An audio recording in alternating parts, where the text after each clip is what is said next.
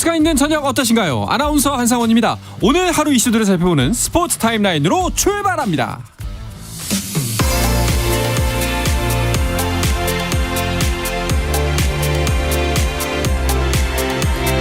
네, 먼저 프로야구 경기부터 짚어보겠습니다. 이번 시즌 최고의 흥행 카드 LG와 롯데가 만났습니다. 1위와 3위의 경기지만 단 2경기 차. 주중 3연전 결과에 따라서 순위가 바뀔 수도 있는 상황입니다. 1회 수비 실책으로 한 점을 먼저 얻어간 LG, 4회 롯데가 친정팀을 상대로 유강남의 희생플라이로 한 점 만회합니다. 5회 말 LG가 2점 더 추가하면서 5회 말 현재 3대1입니다. 자, 3강 중 또 한 팀 2위 SSG는 삼성을 만났습니다. 1회부터 무사 만루 상황을 만들어내며 3득점한 SSG, 이재현이 5회 솔로 홈런으로 한 점 따라가는 삼성입니다. 7회 말 현재 그 점수가 그대로 유지되면서 3대1입니다. 키움 대 한화의 경기도 눈길을 끌고 있는데요. 대체 외국인 선수로 한화 유니폼을 입은 산체스가 리그 최고의 우완투수 안우진과 선발 맞대결을 벌이기 때문입니다. 삼진은 안우진이 많지만 경기에는 산체스가 앞서고 있습니다. 한화가 2회 2득점하면서 경기를 리드하고 있는데요. 한화가 2점, 키움이 1점 추격하면서 6회 말 현재 4대1로 한화가 석점차로 앞서고 있습니다. 자, 고영표 대 이의리의 맞대결도 있습니다. 살아나고 있는 기아의 타선, 그 중심에는 최형우가 있는데요. 홈런을 포함해서 먼저 4득점한 기아, 만루 상황에서 볼넷 밀어내기로 한 점 만회한 KT입니다. 점수는 조금 더 벌어져서 7회 초 현재 6대1입니다. 마지막으로 두산 대 NC의 경기도 보시죠. 한 점 앞서가던 NC, 4회 말 NC의 상위 타선에서 3연속 적시타가 나오면서 4득점 5대0으로 점수를 크게 벌리는 NC입니다. 점수 그대로 5대0입니다. 잉글랜드 프리미어리그 토트넘의 손흥민이 시즌을 마치고 귀국했습니다. 손흥민은 개인적인 일정을 소화한 후 A매치를 위해 6월 12일 파주 국가대표 트레이닝센터에서 입소할 예정입니다. 한편 토트넘에서 손흥민을 지도했던 포체티노 감독이 런던 라이벌인 첼시의 새 사령탑에 선임됐습니다. 첼시는 포체티노 감독이 오는 7월부터 팀을 이끌 예정이고 계약 기간 2년에 3년째 구단이 계약 연장을 결정하는 조건으로 계약했다고 발표했습니다. 태권도 남자 68kg급에서 포스트 이대훈으로 꼽히는 진호준이 처음 출전한 세계선수권대회 남자 68kg급에서 은메달을 따냈습니다. 진호준은 8강과 4강에서 세계 랭킹 2위와 3위 선수를 연이어 격파하며 결승까지 순항했지만 신든에게 패하며 이번 대회 우리 선수단의 첫 메달 신고에 만족해야 했습니다. 미국 프로농구 NBA에서는 마이애미 히트가 파이널에 진출했습니다. 마이애미는 보스턴 셀틱스와의 동부 컨퍼런스 파이널 7차전에서 103대 84 완승을 거뒀는데요. 지미 버틀러가 28득점, 케일런 마틴이 26득점을 기록하며 팀 승리를 이끌었고 반면 벼랑 끝에서 시리즈를 7차전까지 끌고 왔던 보스턴은 아쉬움 속에 시즌을 마무리했습니다. 한편 마이애미는 8번 시드로 파이널에 오른 역대 두 번째 사례가 됐습니다. 1999년 뉴욕 닉스가 최초의 사례였고 플레이인 토너먼트가 도입된 이후 파이널에 진출한 8번 시드는 마이애미가 최초입니다.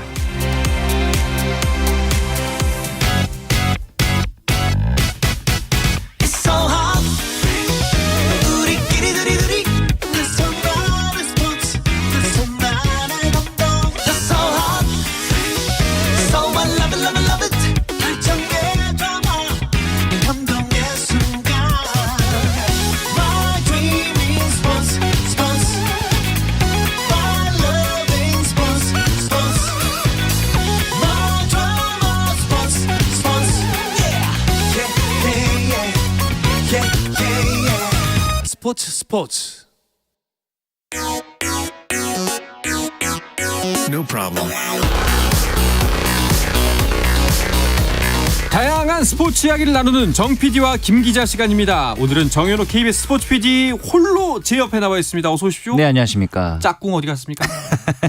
이번 주에 휴가를 누리고 있기 때문에 제 앞자리가 조금 네. 허전하긴 합니다. 하지만 그만큼 제가 또 열심히 준비를 해왔으니까요. 네. 잘 채워보도록 노력하겠습니다. 이 시국에 휴가를 간단 말입니까? 지금 U20에서 우리나라 이렇게 선전을 하고 있는데. 예. 생각해보니 네. 어쩌면은 예선 탈락한 일본을 위로해주기 위해서 가신 건가? 거기 가셨군요. 네네. 그렇군요. 정현우 PD는 20세 이하 월드컵 때문에 여전히 많이 바쁘시죠? 그렇죠. 이게 또 시간이 정확히 12시간 차이지 않습니까? 맞아요. 그래서 이제 새벽에 출근을 해야 되는 이제 일정인데 그래도 항상 보면은 이렇게 힘든 상황에서 우리나라 대표팀이 좋은 성과가 있을 때 그나마 좀 보람이 있을 때가 많죠. 네. 지난 2019년에도 그랬었고 하기다 보니까 이번에도 또 우리나라가 1승 2무로 16강에 진출을 했기 때문에 앞으로 더 좋은 소식이 많아졌으면 하는 바람이 있습니다. 그렇죠. 자, 일찌감치 사실 3차전을 치르기 전에 이미 16강 진출이 확정이 됐습니다만. 그렇습니다. 16강전에서 조 2위로 에콰도르를 만나게 됐습니다. 네. 정 PD는 이제 생방송 준비하시면서 다시 해설위원으로 복귀한 이영표 위원하고 네. 이야기를 나눌 수가 있잖아요. 네. 혹시 이영표 위원이 우리 16강 상대인 에콰도르에 대해서 뭐라 좀 말씀하신 게 있나요?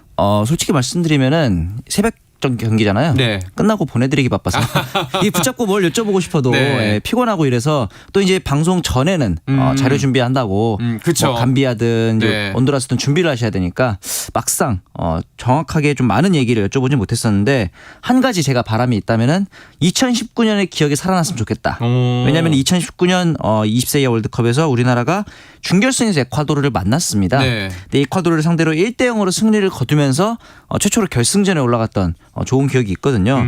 우선 에콰도르의 전력을 조금 분석을 해보자면은 아마 이 가장 핵심 선수는 공격진에 있는 저스틴 쿠에로 이 선수일 것 같아요. 네. 기본적으로 굉장히 그 운동 능력이 좋은 스트라이커 타입입니다. 그래서 피지컬이 좋기 때문에 혼자서 결정을 만들어낼 수 있는 그런 스타일이고 기본적으로 슈팅력이 좋은 스타일이어서 우리나라 선수들이 수비진이 조금 더 앞서서 1대1이 아닌 2대1까지도 마크를 좀 경계를 해야 될 것 같다는 생각이 들고 네. 그다음에 이제 이 쿠에로 선수 외에도 한 가지 주목해야 될 선수가 정반대편에 있는 선수죠. 골문을 지키는 지우마르 나파 이 선수입니다. 우리나라 대표팀도 이번에 월드컵에서 김준홍 그리고 이제 문현호 선수가 골키퍼 자리에서 굉장히 돋보이지 않았습니까? 그렇죠. 그렇기 때문에 이번 특히 이런 단기전에 있어서 골키퍼의 중요성이 굉장히 중요한데 이 지우마르 나파 선수가 예선전부터 꾸준히 소위 말하는 선방쇼를 계속 펼쳐오고 있거든요. 그렇기 때문에 우리나라 입장에서는 좀 애매한 상황에서 무턱대고 슈팅을 시도하기보다는 조금 더 차분하게 만들어가서 확실한 기회를 노린 다음 득점을 시도하는 것이 좋을 것 같습니다. 그렇군요. 자, 에콰도르와의 16강. 네. 이 말이 나온 김에 그 다른 16강 대진은 어떻게 펼쳐지는데도 한번 짚어주시죠. 네, 16강 대진이 모두 확정이 됐죠. 네. 일단은 미국과 뉴질랜드가 대결을 하고요. 우리나라에 같은 조에 있었던 감비아가 우루과이와 대결을 하게 됩니다. 그리고 이제 우즈베키스탄 대 이스라엘, 그리고 브라질 대 튀니지, 콜롬비아는 슬로바키아와 만나게 되고요. 네. 잉글랜드와 이탈리아, 그리고 마지막으로 또 만났습니다. 아르헨티나와 나이지리아가 또 대결을 펼치게 됩니다. 야, 일단은 가장 눈에 띄는 경기는 잉글랜드 이탈리아전. 그렇죠. 그리고 아르헨티나 나이지리아. 네. 이 네 팀 모두 우승 후보죠. 이 우승 후보기도 하고 예. 정말 월드컵만 되면 이 아르헨티나랑 나이지리아는 지긋지긋하게 만나는 것 같아요. 같은 조에 든 적도 많고 네. 토너먼트에서 만나기도 하고 사실 근데 이 아르헨티나 같은 경우는 이제 조별리그에서 3전 전승으로 통과한 어떻게 보면 우승 후보잖아요. 그렇죠. 그렇기 때문에 이제 이 아르헨티나가 올라올 것이냐 혹은 이 나이지리아 역시도 만만치 않습니다. 이 D조가 죽음의 조라고 불렸었는데 브라질, 이탈리아와 함께 이제 같은 조에 있었지만 골득실에서 조 3위로 진출했기 때문에 이 정도의 팀 네임밸류면 실질적으로 다른 조에 갔으면은 넉넉하게 2위를 하지 않았을까.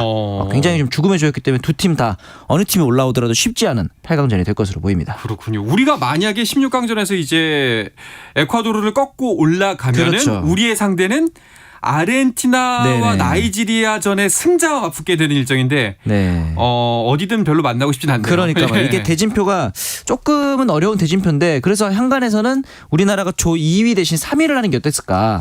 근데 그러면 안 됩니다. 그러면은 16강전에서 브라질을 만나요. 그렇군요. 그렇기 때문에 일단은 16강전에서 에콰도르가 그나마 나은 상대일 수 있잖아요. 왜냐하면 조 1위로 갔을 때는 또 우루과이를 만납니다. 이 부분도 쉽지 않은 상대거든요. 그냥 기본적으로 최선을 다하는 것이 역시 정석이다 이렇게 보시면 될 것 같고 일단 아르헨티나와 나이지리아의 전력을 조금 보면은 원래 이 아르헨티나는 20세 월드컵 탈락국입니다. 그렇죠. 맞아요. 원래는 예. 이 출전을 못했습니다. 남미 예선에서 브라질, 콜롬비아, 파라과이에 밀렸었거든요. 그런데 이번에 또 약간의 그 이슈가 있었지 않습니까? 인도네시아가 개최권을 박탈을 하면서 대신 개최하면서 자동으로 이 출전을 하게 된 약간의 행운의 출전인데 전력 자체는 굉장히 좋아요.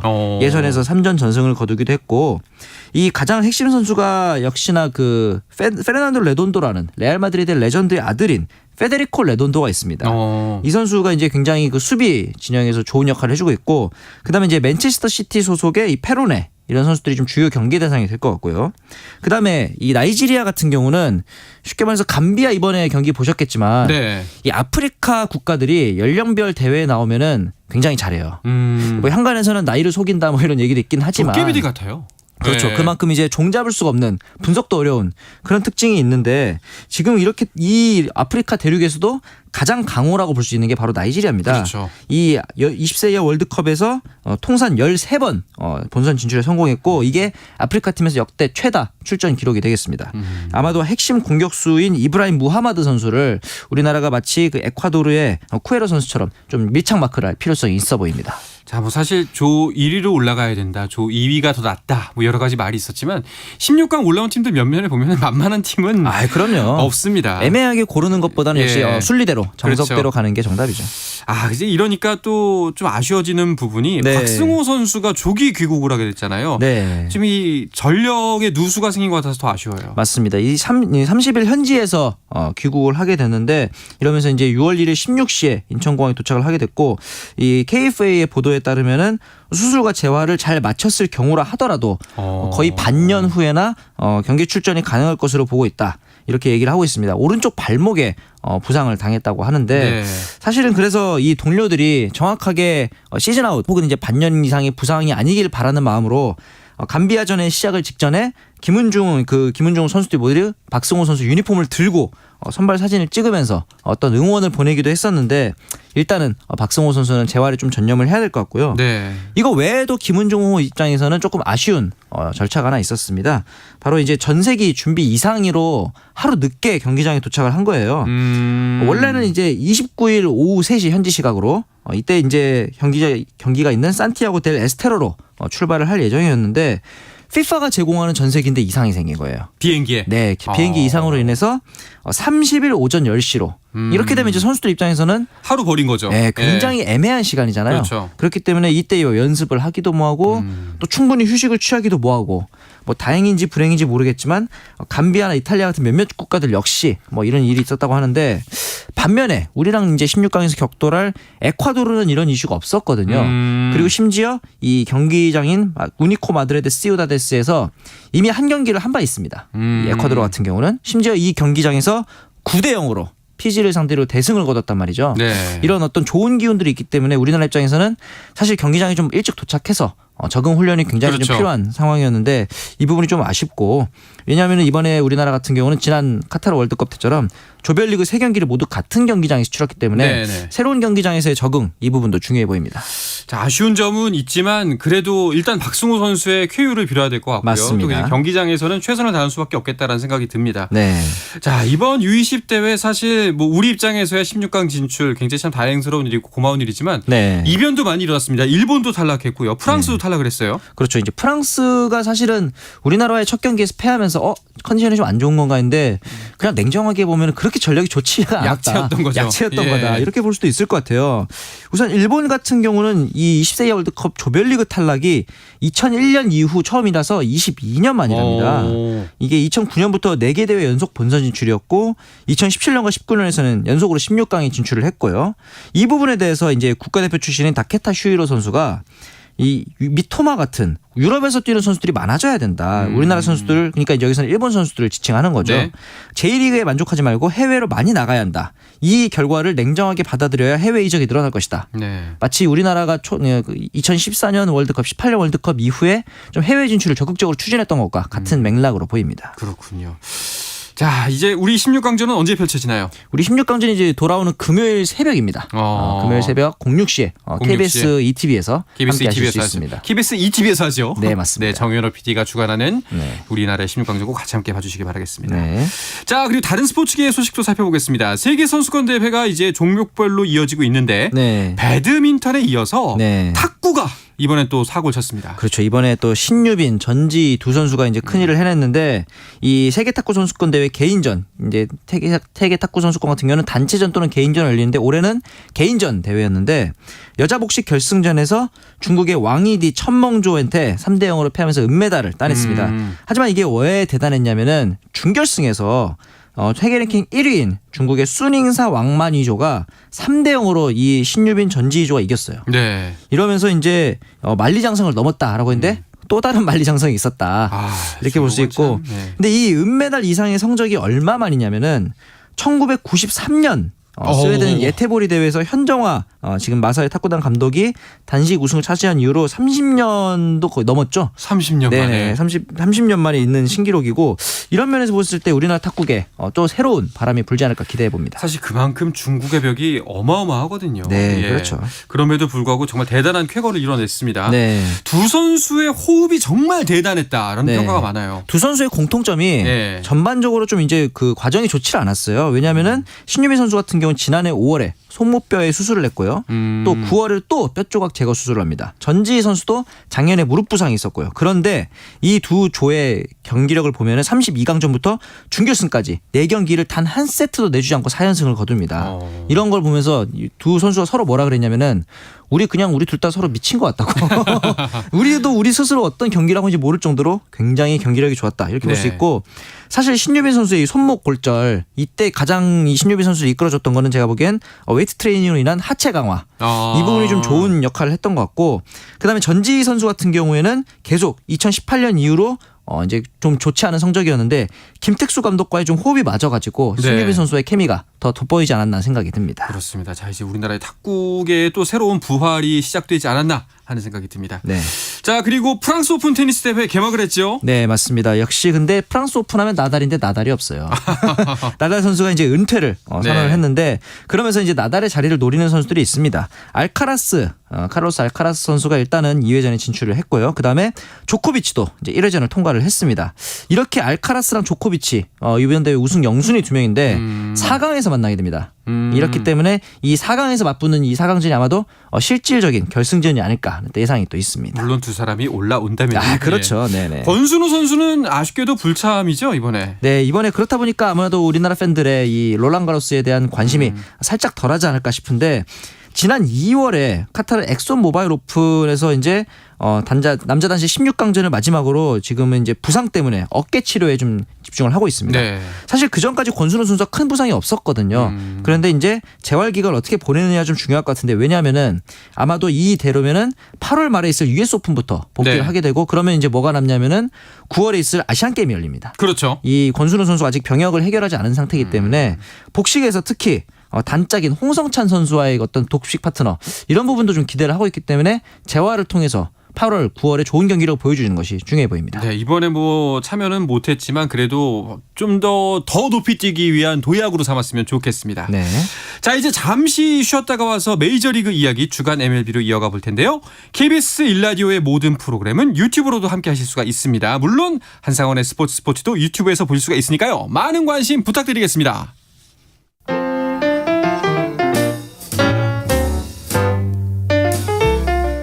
정 PD의 깊은 내공, 김 기자의 비하인드 스토리. 배구 이야기는 KBS 1라디오 스포츠에서 배구 선수 출신 해설위원 저 한유미도 듣습니다. 정 PD와 김 기자 많은 청취 부탁드립니다. 자, 어떤 스포츠 이야기도 함께 할 수 있는 시간 정 PD와 김 기자 듣고 계십니다. 오늘은 휴가를 떠나버린 김지한 기자를 뒤로 하고 KBS 정현호 PD만 함께하고 있습니다. 네.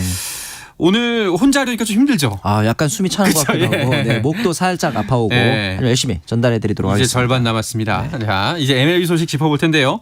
우리나라 메이저리거들의 한 주간 활약부터 짚어주시죠. 네, 우선 김하성 선수가 25일 경기에서 이제 홈런을 터뜨렸는데 제가 이제 저번 주에 99득점 기록했다. 그렇죠. 과연 100득점 어떻게 이번 기록할까 주 안에 나올 것인가? 네, 했는데 본인 손으로 홈런으로 기록을 했는데 이 홈런 100득점 외에도 좀 의미가 있는 게 올해 페스티벌을 홈런으로 기록한 게 처음입니다. 처음으로 이제 페스티벌을 홈런을 기록했고 그다음에 빅리그 진출 이후에 24번째 홈런인데 그 전까지 23개의 타구는 모두 좌측 혹은 이제 좌중간으로 넘어가는 홈런이었는데 이번 홈런이 처음으로 우중간으로 넘어가는 홈런이었습니다. 기본적으로 자기가 100% 힘을 쓰지 않고도 기술로서 밀어서도 넘길 수 있다는 그런 점을 좀 증명했다. 이렇게 보시면 될 것 같고 네. 어제 경기에서도 김하성 선수가 3출루 경기를 만들어냈습니다. 1안타에 2볼넷을 얻어냈고 또 이제 피츠버그의 배지환 선수 같은 경우는 오늘 4타수 1안타를 기록하면서 시즌 타율 2할 7푼 5리를 유지하고 있습니다. 네.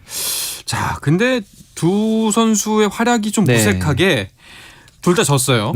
지금 예. 전반적으로 김하성 선수가 좀 올라오니까 샌디에이고가 내려가고 배지환 선수가 올라오니까 또 피츠버그가 내려가고 이런 네. 상황인데 샌디에이고는 지금 그뿐만 아니라 그냥 메이저리그 전체를 통틀어서 가장 실망스러운 팀입니다. 왜냐하면 이제 사실은 다저스를 이길 올해가 적기다 이런 평가까지 좀 많았었거든요.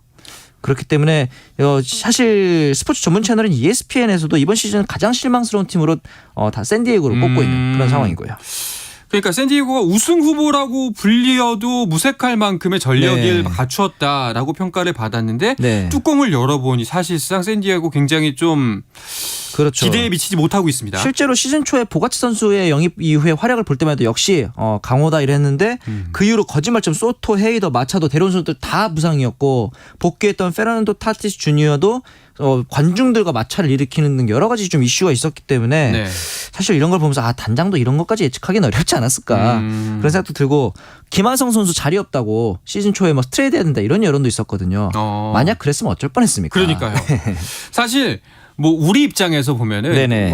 김하성 선수의 이 활약이 샌디에이고가 못하는 와중에 나오기 때문에 조금 더 빛이 나고 있다라는 생각이 살짝 들기도 합니다. 그렇죠. 이 김하성 선수가 지금 대체 선수 대비 승리 기여도 BWAR에서 팀 내 1위입니다. 근데 이 대체 선수 대비라는 말이 중요한 게 그만큼 다른 선수들의 활약이 부진하기 때문에 네네. 승리 기여도가 높다 이렇게 볼 수도 있고 물론 김하성 선수와 우리 입장에서는 김하성 선수의 선전이 반갑지만 샌디에이고 구단 입장에서는 수많은 뭐 마차도 페란다 타티스 주니어 그다음에 소토 보가치 이런 선수들이 아닌 김하성이 이 부분에서 1위라는 것이 조금은 아쉬울 수는 있겠죠. 그래서일까요? 게리 산체스를 영입하는 것도 이것과 또 상관이 있겠죠. 그렇죠. 사실 산체스 같은 경우는 사실 2017년 정도 이후에는 계속 내리막길입니다. 그럼에도 불구하고 지금 샌디에이고의 포수 사정이 좋지 않아요. 캠푸사노 같은 경우는 부상이고요. 그다음에 후보 선수였던 오스틴 놀라의 OPS 즉 출루율 더하기 장타율은 0.434 거의 메이저리그 최하위권에 불과하기 때문입니다. 네. 자, 산체스가 만약에 이제 과거의 폼을 조금이라도 회복을 한다면은 샌디에이고의 현재 전력에서는 큰 도움이 될 텐데 말이죠. 맞습니다. 이렇게 아직까지는 산체스 선수의 경기를 보면은 장타력 그리고 이제 어깨라고 할 수 있는 송구력은 아직까지 괜찮아요. 네. 그런데 포수인데 공을 못 잡습니다. 너무나도 쉬운 공조차도 흘려버리는 페스트볼이 너무 많고 거기다 기본적으로 산체스 선수는 잡아당기는 타자인데 이 잡아당기는 타구들이 시프트에 걸리는 경우가 작년까지 너무 많았어요. 근데 올해 같은 경우는 이제 시프트가 좀 없어졌죠. 그리고 피치클락의 도입으로 메이저리그 구단들이 전반적으로 어깨가 강한 포수들을 많이 찾고 있습니다. 네네. 그래서 산체스 선수에게 어떻게 보면 마지막 기회가 주어진 그런 시즌이라고 볼 수 있겠습니다. 자, 샌디에이고 다시 한번 좀 되살아나는 계기가 필요해 보입니다. 자, 네. 그리고 배지환 선수 역시 뭐 상황이 크게 다르지 않습니다. 네. 배지환 선수의 타격감은 나아지고 있는데 피츠버그는 계속 좀 안 좋아요. 그렇죠. 지금 최근 7경기 배지환 선수의 타율이 4할입니다. OPS는 0.979까지 올라갔고 그런데 피츠버그가 최근에 보면은 한 이닝에서 대량 실점하는 경기들이 너무 많아요. 사실 이번 경기에서도 7회 말에만 8점을 내주면서 샌프란시스코에 14대 4로 대패를 했거든요. 아직까지는 내셔널리그 중부지구 1위를 구지하고 있지만 1위인 미러키 브루어스와 경기차가 1.5경기까지 더 벌어졌기 때문에 네. 시즌 초반 10연승에 달리던 그 페이스가 조금은 그립긴 할 것 같습니다. 우리 선수들의 활약만큼 팀도 좀 뒷받침돼야 더 많이 볼 수 있고 또 더 나은 활약을 펼 수 있으니까요. 있겠죠.